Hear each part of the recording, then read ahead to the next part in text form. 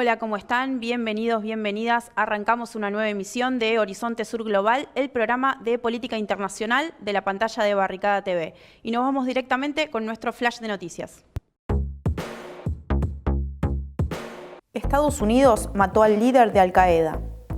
El presidente Joe Biden informó que Ayman al-Zawahiri fue asesinado en una operación antiterrorista llevada a cabo por un dron en Kabul, capital de Afganistán. El mandatario sostuvo que se hizo justicia y lo calificó como un asesino despiadado y constante. Por su parte, el gobierno talibán condenó los ataques con aviones no tripulados como una violación al derecho internacional. El egipcio se hizo cargo de Al-Qaeda tras la muerte de Osama Bin Laden en el año 2011. Nuevo cambio de gabinete en Perú. El presidente peruano Pedro Castillo tomó juramento a su quinto gabinete con tan solo un año de mandato. Castillo convocó a todos los partidos a trabajar por el bien de Perú. Para aprobar el equipo ministerial, el mandatario deberá conseguir la mayoría en un parlamento dividido y con fuerte presencia de la derecha. Todo esto luego de que Aníbal Torres presentara su renuncia como jefe de gabinete el miércoles pasado, alegando motivos personales. Panamá. Finalizó la primera fase del diálogo. La Mesa Única del Diálogo de Panamá logró acuerdos iniciales relacionados con las principales demandas que desataron las masivas protestas de las últimas semanas. El gobierno se comprometió a garantizar una mayor inversión en educación y mejoras en los procesos de compras de medicamentos. Mientras tanto, se negocian rebajas en el precio de los combustibles y algunos artículos de la canasta básica. A partir de los avances, la Asociación de Educadores Veragüenses levantó la huelga nacional docente que llevaba un mes y que fue acompañada por la movilización de diversos sectores de la sociedad.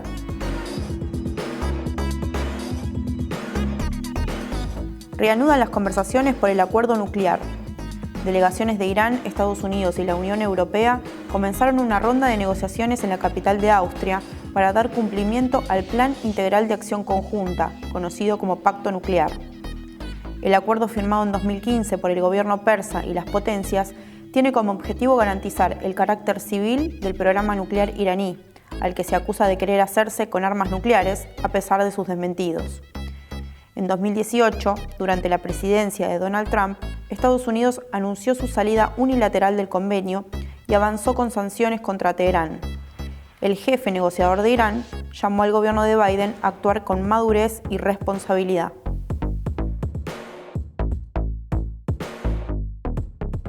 Investigan vuelos no autorizados desde Chile a Malvinas.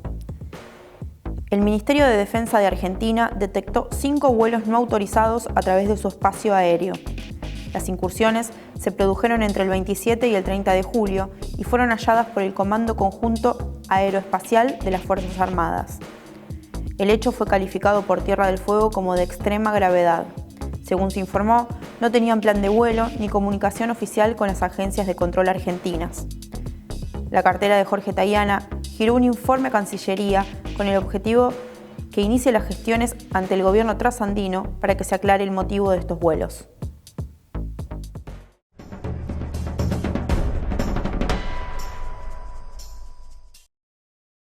Este domingo, Gustavo Petro asumirá la presidencia de Colombia y de esta manera, por primera vez y por los próximos 4 años, un espacio político progresista va a llegar al Palacio de Nariño. Desde que se conocieron los resultados, Petro convocó a un gran acuerdo nacional, a todas las fuerzas políticas, para generar los cambios que él y su espacio político, el Pacto Histórico, consideran importantes para este país. Y estas últimas semanas se llevó adelante lo que se llama el empalme, que es un equipo de transición presidencial entre la gestión saliente, en este caso de Iván Duque, y la entrante, para conocer, el estado de situación en el que se recibe el gobierno y el país. El equipo de Petro concluyó que en materia económica la situación es muy complicada, con un déficit fiscal muy alto, un endeudamiento muy alto del país y una pobreza que ronda el 40%.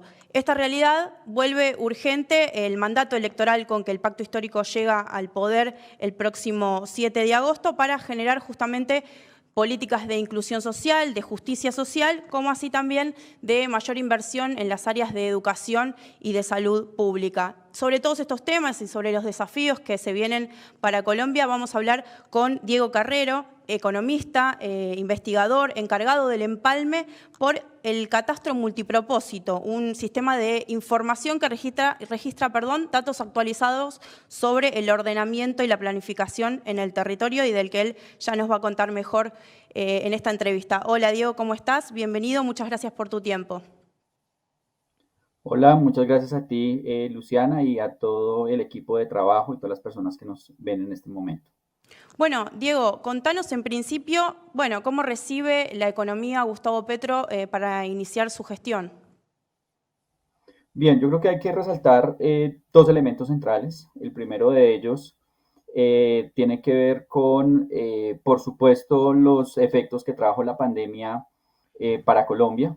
Si bien el gobierno saliente se ha concentrado en señalar pues, el hecho de que el año pasado fue el de mayor crecimiento de la economía colombiana en los últimos años, presentando además incluso unos crecimientos superiores a los de la región y a los del promedio, digamos, del mundo desarrollado.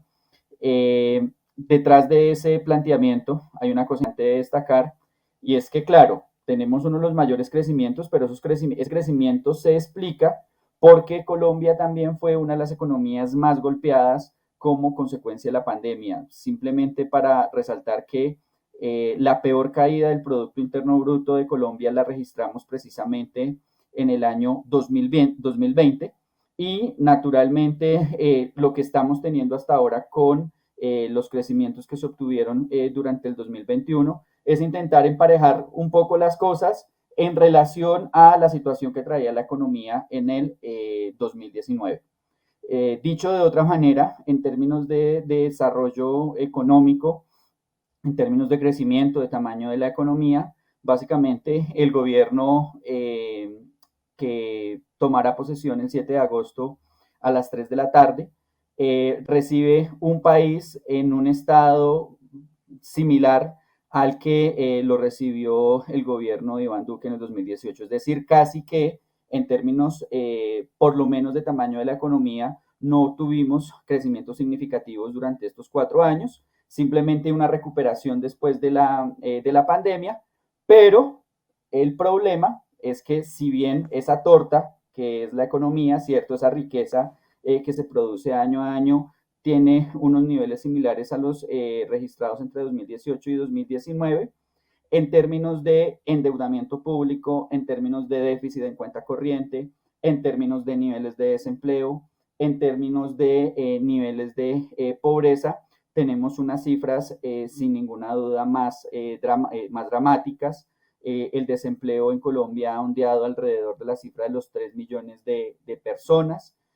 Tenemos de las inflaciones más altas en la historia reciente de Colombia, una tasa de inflación que ya se acerca al 10%, con un crecimiento del costo de vida de los hogares bastante significativo si nosotros nos concentramos particularmente en lo que respecta a bienes de consumo básico relacionados con los alimentos.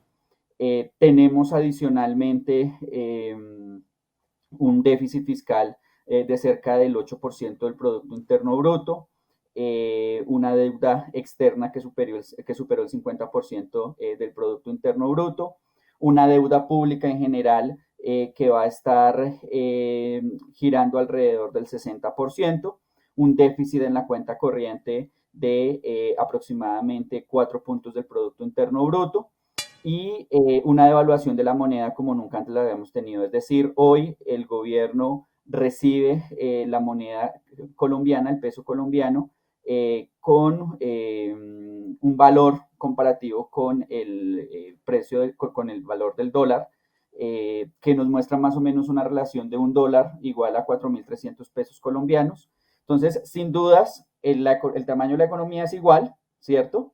Porque simplemente el último año fue de recuperación frente a lo que teníamos respecto al 2019, pero en todos esos otros indicadores la situación es bastante compleja y eso nos lleva a una segunda reflexión y quizás tendrá que ver con los retos que afronte este nuevo gobierno, y tiene que ver con que, pues básicamente durante 30 años hemos tenido una profundización del modelo neoliberal que ha destruido parte del aparato productivo de este país, tanto en el sector agropecuario como en el sector industrial. Las cifras son dramáticas y por eso, naturalmente, en el contexto de la pandemia, la situación fue mucho más difícil para nuestro país. Según los números que vos planteás, ¿cuáles serían las reformas urgentes que tiene que encarar la gestión de Petro y las realizables, ¿no? sobre las cuales ya hay acuerdo también por parte de la oposición? Bien, yo creo que aquí es importante también resaltar nuevamente dos cosas. La primera de ellas es que el gobierno ha insistido en que estos van a ser unos 4 años de transición en Colombia. Y cuando hablamos de la transición en Colombia nos estamos refiriendo básicamente a dos cosas. En primer lugar, transitar hacia una era auténticamente democrática en Colombia, y hablar de una democracia auténtica, sin ninguna duda, nos lleva a hablar de la democratización de diferentes esferas de la sociedad, dentro de las cuales, por supuesto, está la economía. Y en segundo lugar, una transición que permita superar sobre la base de una democracia plena hoy en Colombia, nos permita avanzar en términos de la superación de un estado de injusticias que también se presentan hoy. Y en ese orden de ideas, ¿qué reformas se hacen urgentes? Entonces, en primer lugar, se hace urgente una reforma tributaria estructural. El gobierno planteó, o mejor, el presidente Petro anunció en campaña la necesidad de una reforma tributaria del orden de los 50 billones de pesos. Esto es 5 puntos del Producto Interno Bruto. Nosotros en Colombia tenemos de los menores recaudos en materia tributaria, tanto en América Latina como en comparación con los países de la OCDE. Básicamente en Colombia hoy estamos recaudando cerca del 18% del Producto Interno Bruto en impuestos, cuando el promedio de América Latina es 23% y el de los países de la OCDE es del 32%. Entonces, sin duda, la primera situación que hay que afrontar en términos económicos es el de desarrollar una reforma tributaria que nos permita tener una proximidad mejor en relación al promedio, por lo menos, de la región. Fíjense ustedes que 5 puntos del Producto Interno Bruto nos pondrían, en el caso colombiano, en el promedio latinoamericano. En segundo lugar, avanzar en términos de la reforma agraria, que implica, entre otras cosas, desarrollar capacidades productivas en condiciones de profundización de la democracia en países. Esto es acceso a la tierra para los pequeños y medianos productores, para los y las campesinas, en un contexto en el que básicamente hoy de 20 millones de hectáreas de tierra donde podemos producir alimentos, apenas estamos produciendo alimentos en 7 millones. Entonces, la reforma agraria es central, y hablar de la reforma agraria sin duda nos lleva a hablar de la implementación de los acuerdos de paz firmados con la otrora guerrilla de las FARC. Esto es entonces desarrollar el punto 1, que tiene, entre otras cosas, la necesidad de poner en marcha 13 planes nacionales de la reforma rural integral, que permita avanzar en términos de conectividad, que permita avanzar en términos de desarrollo de infraestructura, construcción de carreteras, desarrollo de planes de mercadeo, desarrollo de sistemas de riego, desarrollo de planes en materia de salud, de educación y vivienda para el campo colombiano. Entonces, junto con la reforma tributaria, otro elemento central tendrá que ser el de la reforma agraria. Es allí donde, por ejemplo, el catastro multipropósito juega un papel importante. Básicamente, nosotros tenemos un agujero negro en el 28% del territorio nacional, donde no sabemos ni de quién es la propiedad, ni cuánto vale esa propiedad, ni cuáles son las características físicas de esa propiedad. Tenemos desactualizadas más o menos el 60% del territorio nacional en relación a esa información que es fundamental para el desarrollo de apuestas de política pública de ordenamiento territorial, que también va a permitir fortalecer las finanzas públicas territoriales. Entonces, segundo desafío, reforma agraria. Tercer desafío, avanzar en términos de la transición energética. La transición energética implica, entre otras cosas, superar la dependencia en términos de la producción minero-energética. Básicamente el 50% de las divisas que por exportaciones entran al país se derivan de la exportación de hidrocarburos. Y en ese orden de ideas, entonces, una de las transiciones de las que se ha hablado es la transición energética precisamente, y en relación a ello, digamos que aquí todo empieza a conectarse, porque en sintonía con la reforma tributaria, en sintonía con la reforma agraria, Colombia necesita empezar a avanzar en términos de una transformación de su matriz productiva para aprovechar de mejor manera 13 millones de hectáreas de tierra que, insisto, hoy no están siendo utilizadas para la producción de alimentos y que podrían ser utilizadas para la producción de alimentos. Implicaría en términos de la utilización de la tierra, ¿cierto? Y del territorio, transformar una centralidad en relación a un modelo minero energético para un modelo que produzca alimentos, y en medio de eso transitar hacia una economía que en términos energéticos pues no dependa particularmente de los hidrocarburos.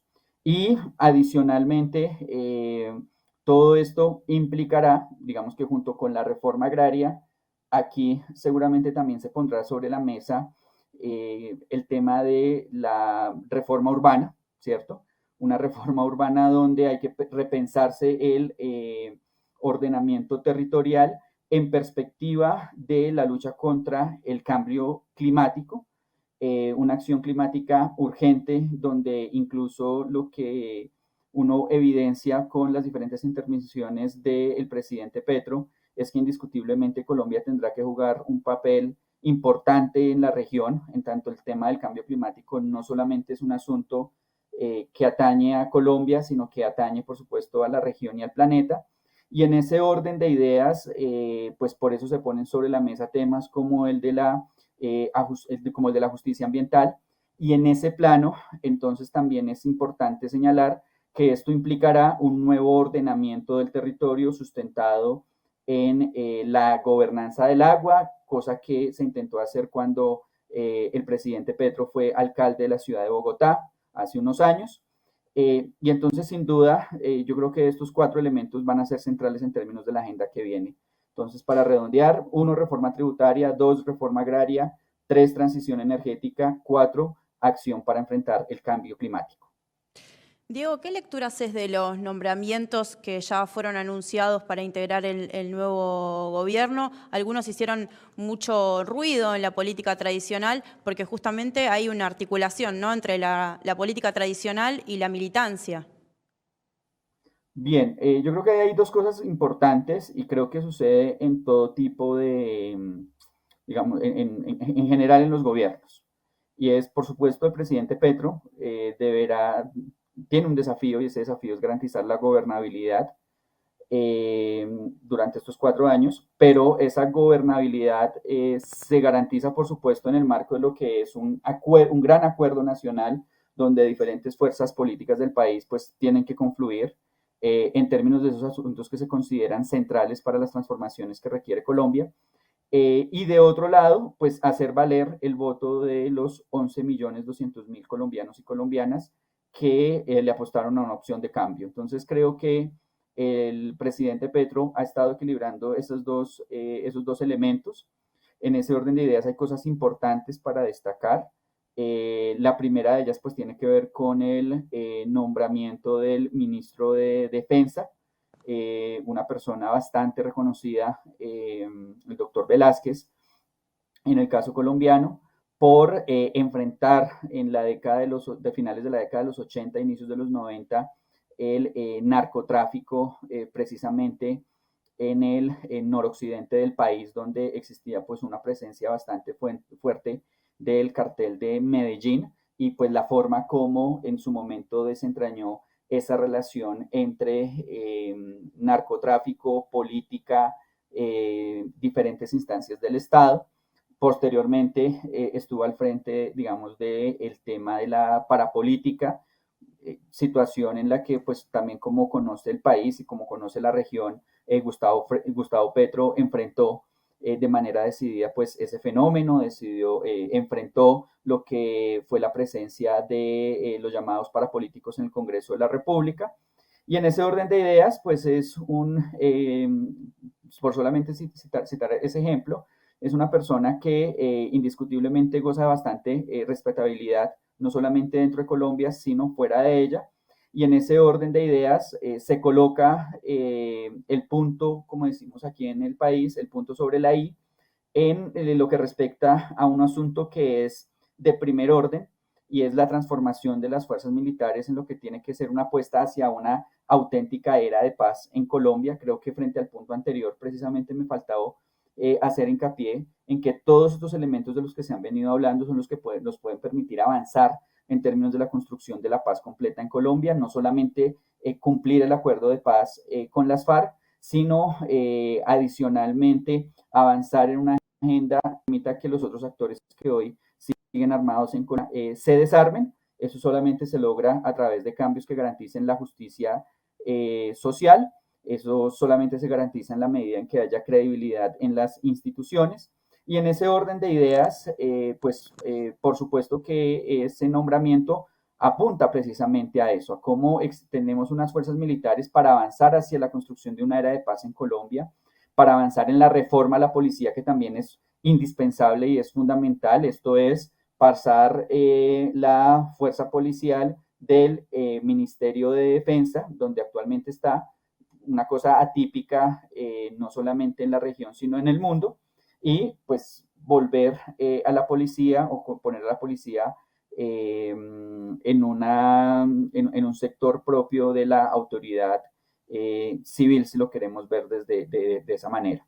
Entonces, los nombramientos han apostado a eso, a hacer cumplir ese mandato de las y los colombianos del 19 de junio.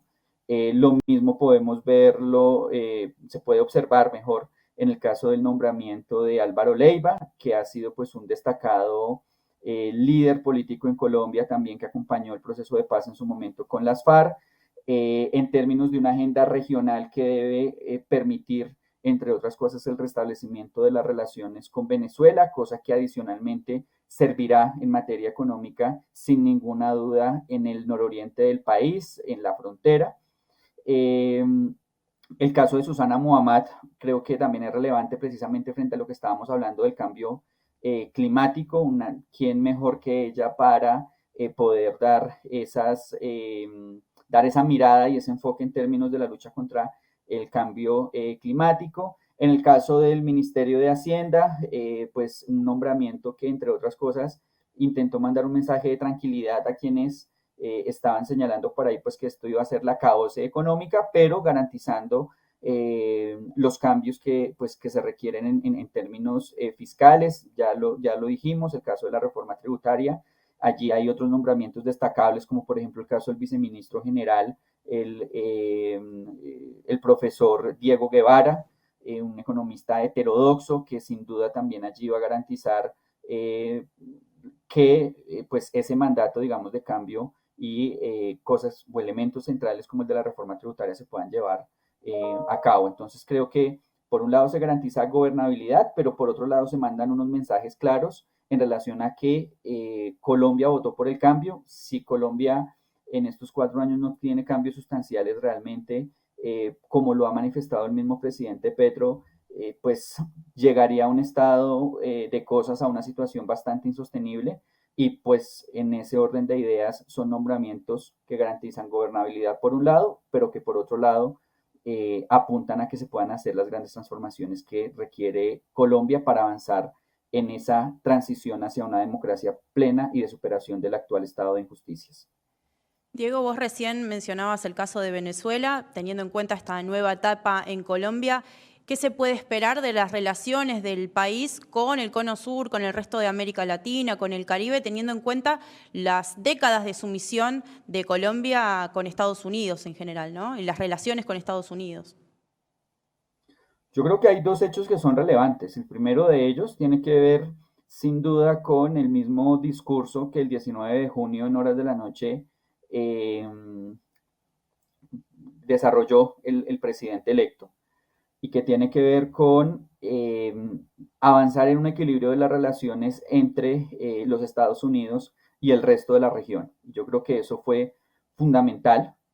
En segundo lugar, que tiene que ver también con el discurso, el tema de la justicia climática de la que habló el presidente, en lo que está comprometido. Creo que no es un tema nuevo ni de la campaña ni de los últimos años, sino que desde hace mucho tiempo el presidente se ha destacado por poner eso sobre la mesa, y creo que en relación a ello y en lo que tiene que ver con la construcción de una era de paz, por lo menos van a pasar tres cosas. En primer lugar, pues el restablecimiento de las relaciones con Venezuela, que entre otras cosas van a servirle a los dos países en términos de recuperación económica. Ya la economía venezolana pues ha venido presentando síntomas de mejoramiento. El restablecimiento de relaciones económicas sin duda va a servir bastante en la frontera, va a servir no solamente a las y los trabajadores, a los migrantes en la frontera, sino que va a servir sin duda a diferentes grupos o mejor círculos de pequeños, medianos y grandes empresarios. En ese orden de ideas, pues nuevamente creo que se retomarán las banderas de la integración regional, de un Estado mucho más equilibrado en términos de las relaciones entre la región y los Estados Unidos, no bajo una idea de subordinación, sino bajo una idea de trato entre iguales. En segundo lugar, el tema de la justicia climática va a estar sin duda en el orden del día. Creo que allí el presidente Petro apostará a una agenda en materia climática que no solamente involucre a Colombia, sino que involucre a los países andinos y en general a toda la región. Es una preocupación genuina del presidente. Allí, por ejemplo, simplemente para colocar ejemplo de cosas que podríamos esperar, es intervenciones para la protección de la Amazonía, donde de acuerdo también a lo que termine de suceder en el caso de Venezuela, pues vamos a tener algo histórico, y es por primera vez jefes de Estado comprometidos con la defensa del medio ambiente en el caso de la Amazonía. En tercer lugar, pues la construcción de la paz completa. Ya ustedes creo que han visto precisamente a la vicepresidenta Francia Márquez en una gira por la región. Ya el presidente Boric ha ofrecido a Chile como sede para unos eventuales diálogos de paz con el ELN. Y en ese orden de ideas creo que esa agenda regional de paz completa o de paz total, como se habla en Colombia, es un asunto que tiene que trascender la región y que tendrá que poner sobre la mesa nuevamente la discusión frente al tema de las drogas, en tanto, infortunadamente, ese ha sido uno de los principales motores de la guerra y la violencia en Colombia. Diego, muchas gracias por tu tiempo. Muchísimas gracias a ustedes, un gran abrazo y bueno, sin duda con la expectativa de que ya con este cambio en el país las cosas puedan ser mejores, no solamente para Colombia, sino para toda la región. Nosotros y nosotras nos vamos a un corte y ya regresamos con más Horizonte Sur Global.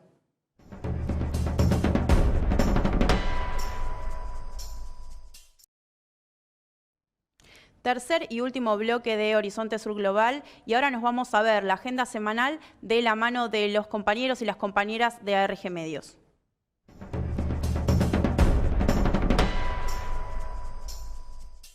Buenas noches, compañeros de Barricada TV, buenas noches también a toda la audiencia, y en esta oportunidad vamos a hablar de lo que fue la visita de Nancy Pelosi, presidenta de la Cámara de Representantes de Estados Unidos, a la isla de Taiwán, ¿sí? En un contexto de intento de reunificación con Taiwán por parte de la República Popular de China, lo cual de alguna manera fue entendido por el gobierno chino como una provocación por parte de Estados Unidos, ¿no? Esta visita de la tercera persona en la cadena de comando en la política estadounidense a una isla con la que China tiene un conflicto que es histórico, ¿no? Que comenzó en el año 1949, pero que se extiende hasta estos días y de lo cual se habla también de una posible reunificación que, bueno, que con la visita de Nancy Pelosi de alguna manera no es que se ponga en duda, pero que sí lo que busca es perjudicar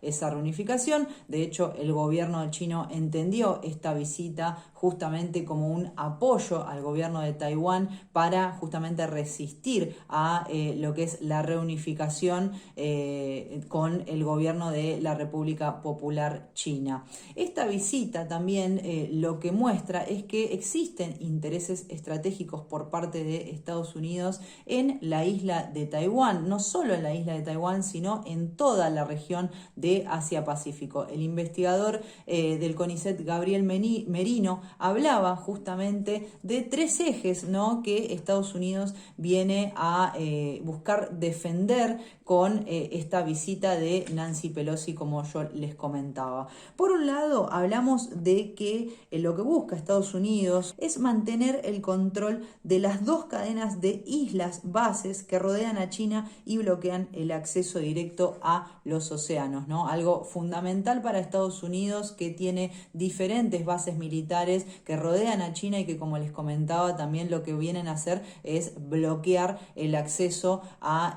los océanos, justamente por esta cadena de bases que tiene Estados Unidos, ¿no?, en Asia-Pacífico. Por otro lado, lo que busca Estados Unidos es evitar que la reunificación entre China y Taiwán, algo que se prevé como algo inevitable, lo que haga es que otorgue a Beijing el control de tecnología estratégica. Bueno, básicamente de lo que se conoce como semiconductores, en donde en Taiwán lo que sucede es que el 25% de la producción mundial de semiconductores está en esta isla, ¿no? Entonces lo que busca Estados Unidos, justamente con el apoyo al gobierno de la isla de Taiwán, es evitar que China se haga con el control de esta tecnología estratégica. Algo que de todas maneras se tiene que discutir un poquitito más, porque los vínculos económicos y tecnológicos de la isla de Taiwán con China son muy estrechos, con lo cual, digamos, no podríamos decir que hoy existe un control total de parte de China de esta tecnología, pero bueno, de alguna manera sí existe una articulación importante. Por otro lado, lo que busca Estados Unidos es obstaculizar el restablecimiento de la integridad territorial de China, que es algo clave en la legitimidad del Partido Comunista Chino, ¿no? Son estas 3 estrategias, y que lo cual nos habla básicamente de una retomada de Estados Unidos, de una estrategia que se creía un poco abandonada por la administración anterior encabezada por Donald Trump, pero que bueno, con la administración actual encabezada por Joe Biden y que viene a encarnar justamente lo que es el gobierno del globalismo financiero en el imperio norteamericano, de alguna manera lo que nos muestra es que existe como esta retomada de la iniciativa para justamente consolidar o tratar de recuperar, mejor dicho, cierta influencia en el mundo. Lo vimos que sucedió en Europa del Este con el conflicto ucraniano,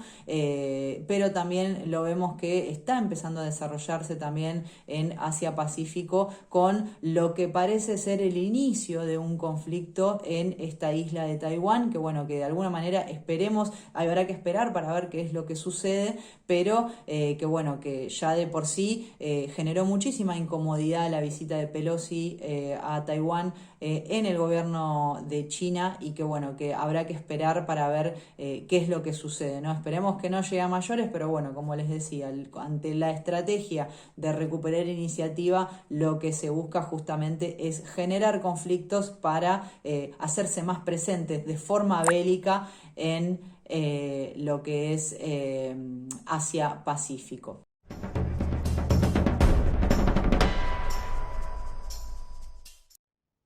Llegamos al final de la emisión de Horizonte Sur Global. Nosotros y nosotras nos reencontramos el próximo viernes a las 22 horas por la pantalla de Barricada TV.